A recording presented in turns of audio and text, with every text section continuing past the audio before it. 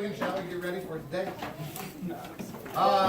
We only have 2 current events left for the year, which is extremely sad, but we will make do. So first off, who can tell me, North Korea back in the news today. Now, of course, remember there's supposed to be a summit between Kim Jong-un and President Trump. Will take place on June 12th. But as of this morning, what have we learned, Blake? He's threatening not to go through with it. Yes, Kim Jong-un is saying he will pull out of the summit. He's going to cancel the whole thing unless America withdraws some American troops from North Korea now before the summit happens, right?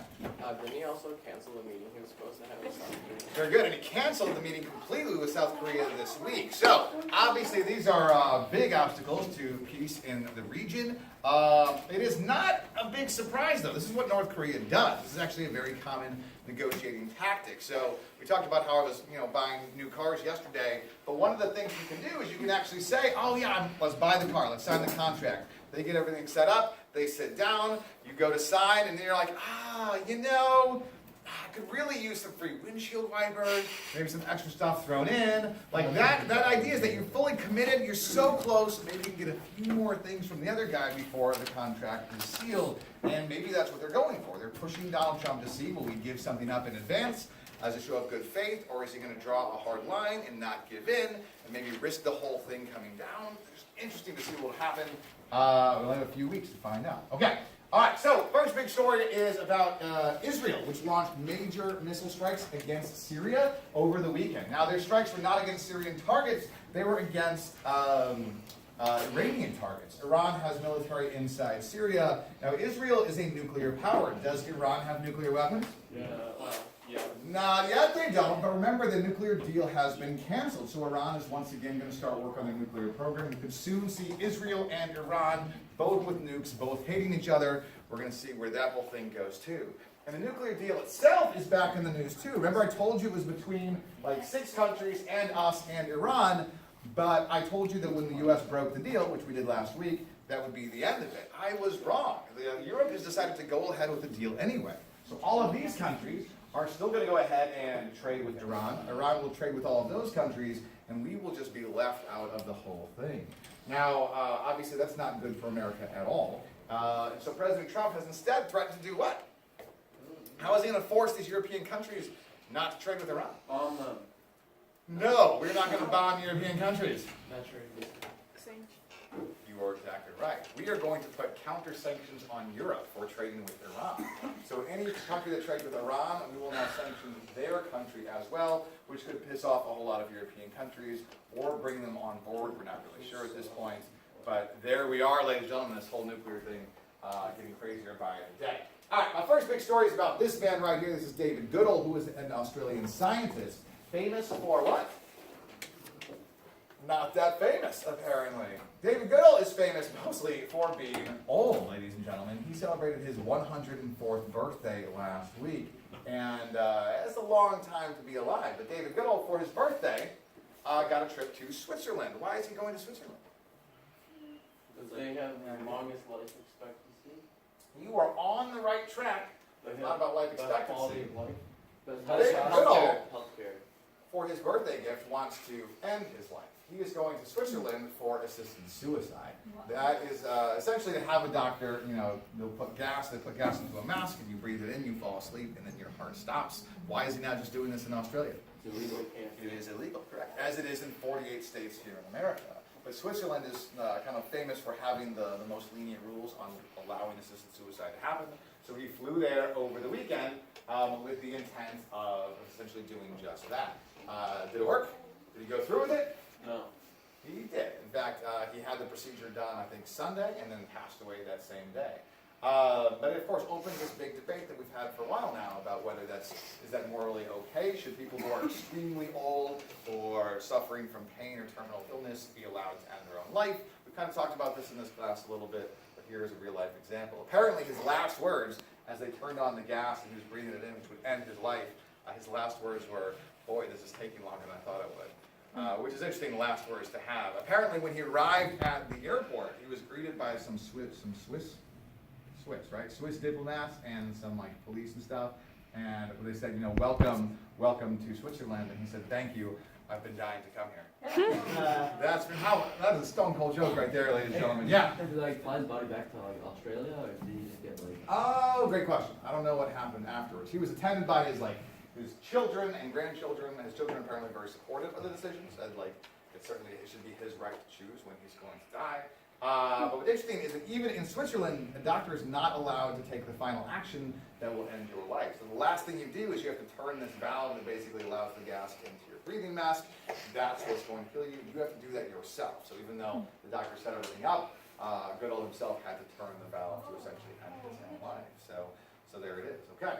But my big story for today is about Venezuela, ladies and gentlemen. So Venezuela, as we all know, appears in South America. What country is it? Who wants to show me with the laser? Very confident of this, Blake. You got this? All right, go ahead and test that. It is the red laser button at the top. Alright. Oh, really? Going with Paraguay. Interesting choice, but incorrect, I'm afraid. Barry, pass it on over.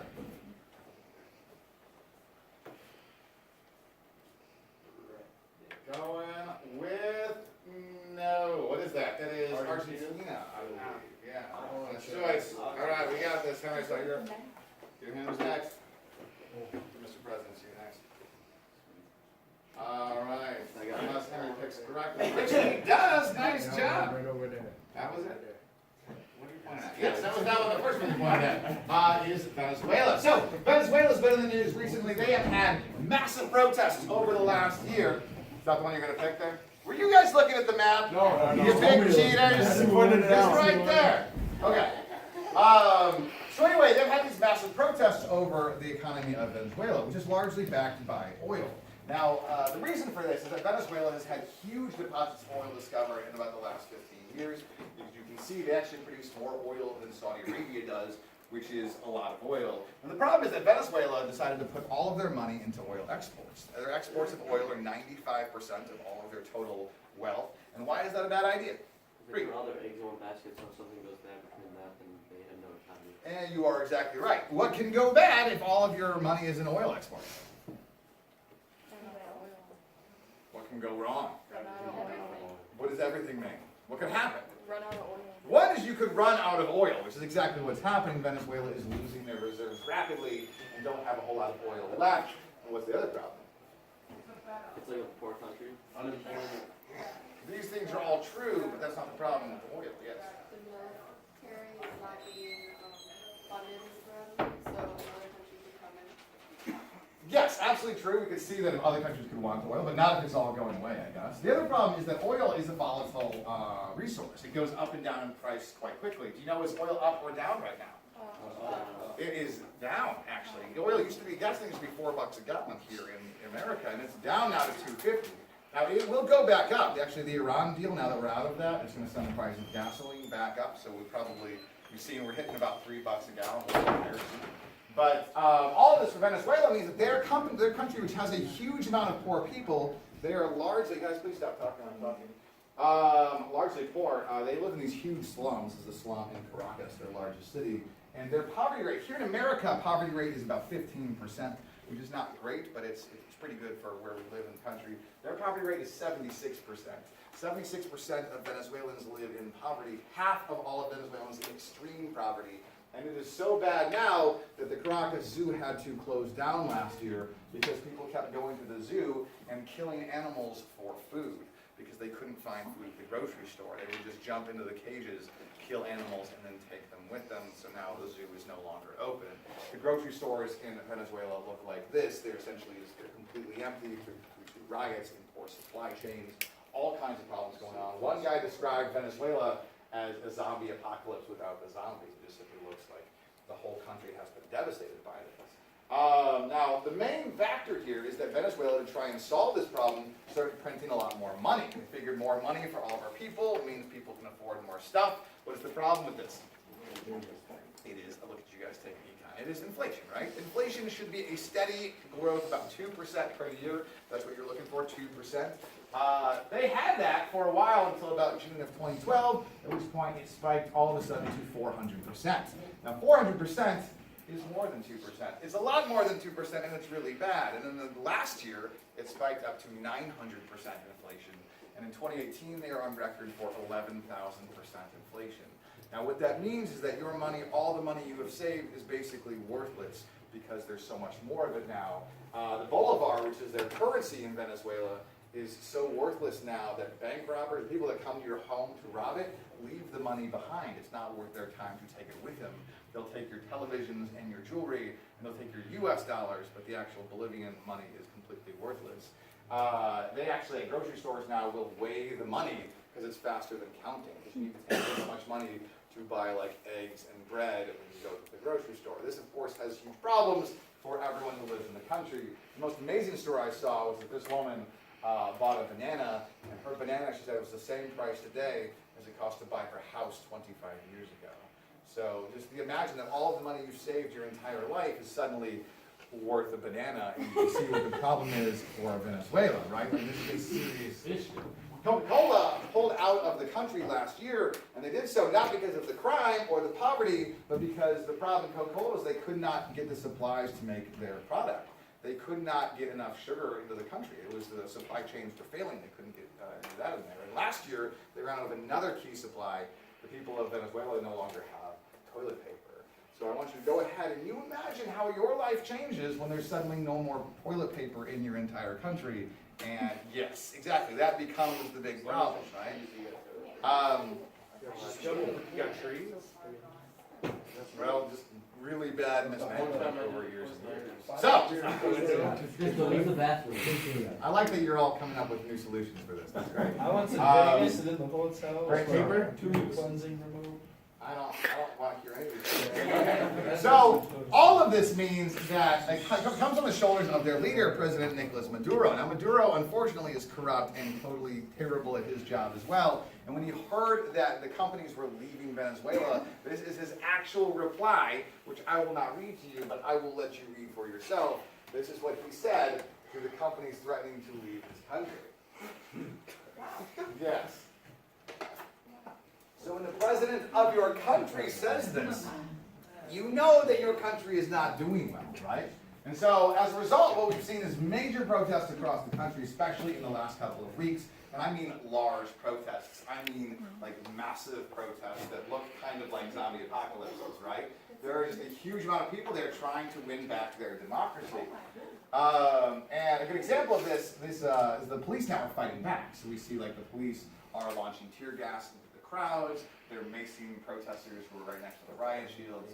In this case, the protesters have begun to thaw back in the last few weeks too, throwing these devices into the police line. What are those? They're Molotov cocktails. But since gasoline is now harder and harder to find in Venezuela, instead of putting gasoline inside them, they are putting human feces instead. So they are throwing essentially what's called Molotov cocktails instead. So just imagine on the one side you have the police who are tear gassing the people. On the other side you have people who are throwing crap bombs at the police.